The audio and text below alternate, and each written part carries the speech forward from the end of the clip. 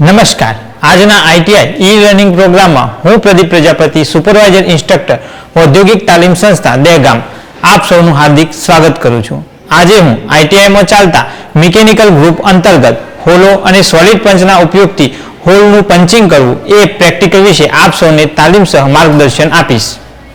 અગાઉના પ્રેક્ટિકલ દરમિયાન જીઆઈ શીટમાંથી જુદા જુદા પ્રકારના જોઈન્ટ બનાવતા શીખ્યા.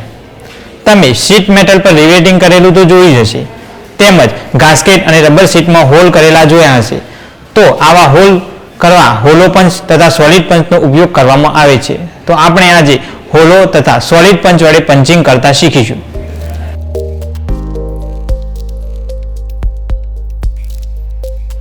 ડ્રોઈંગમાં બતાવ્યા મુજબ રબરની શીટમાં આપણે 8 mm ના 4 હોલ માર્ક કરીશું અને હોલો પંચ વડે પંચિંગ કરીશું.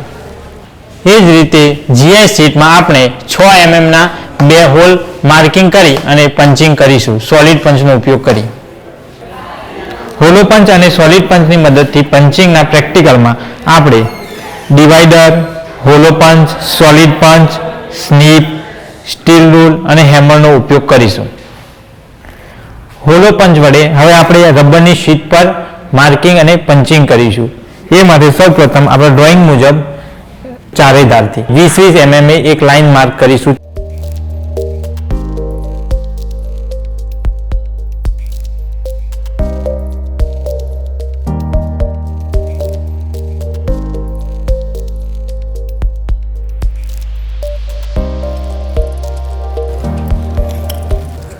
આ માર્કિંગ થઈ ગયા બાદ જ્યાં 4 પોઈન્ટ છે આપણા ત્યાં હોલો પંચનો ઉપયોગ કરી આપણે પંચિંગ કરીશું.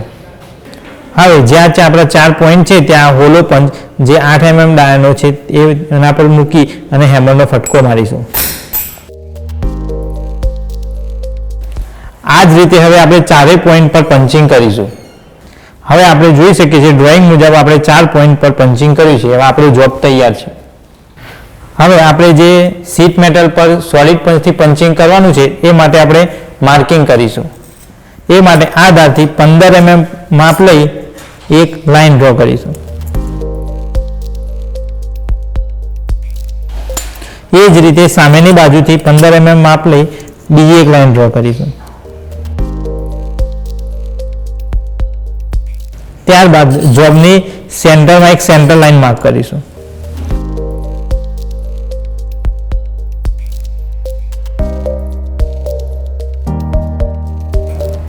ત્યારબાદ આ ધારથી 15 mm દૂર આપણે પંચિંગ કરી ડિવાઈડરની મદદથી હાફ સર્કલ માર્ક કરીશું જોબની બંને બાજુ.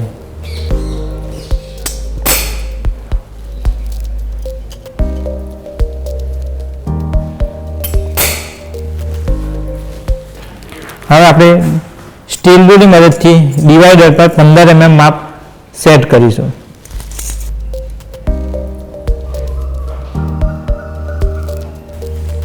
ત્યારબાદ આપણે ડિવાઈડરની મદદથી હાફ સર્કલ માર્ક કરીશું.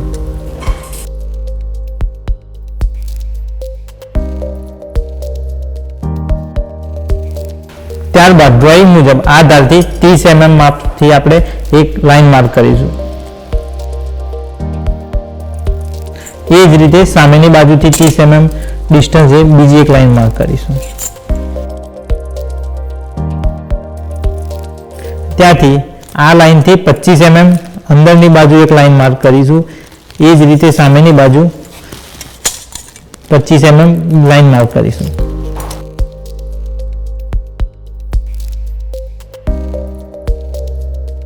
હવે આપણે ફાઇનલ માર્કિંગ જોઈ શકીએ છીએ જોબ પર. હવે માર્કિંગ મુજબ વધારાના ભાગને આપણે સ્નીપની મદદથી કટ કરીશું.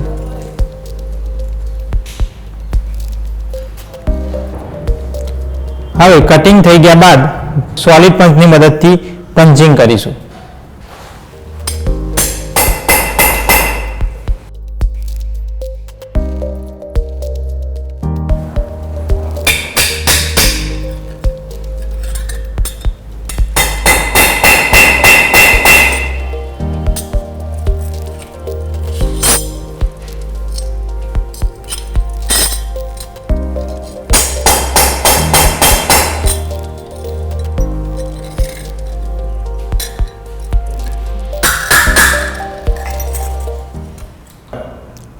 હવે આપણે જે સોલિડ પંચની મદદથી પંચિંગ કર્યું એ અહીંયા જોઈ શકીએ છીએ.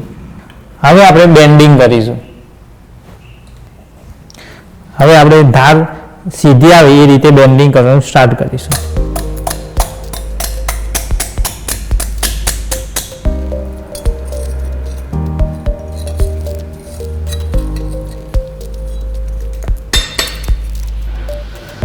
હવે બેન્ડિંગ કર્યા પછી આપણું ફાઇનલ જોબ રેડી છે.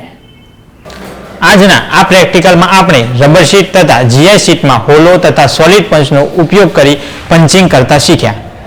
હોલો પંચ તથા સોલિડ પંચથી પંચનું માર્કિંગ કરતી વખતે રાખવી પડતી સાવચેતીઓ વિશે આપણે ચર્ચા કરીશું. બેન્ડિંગ રેખાના આધારે બેન્ડિંગ કરવું જોઈએ.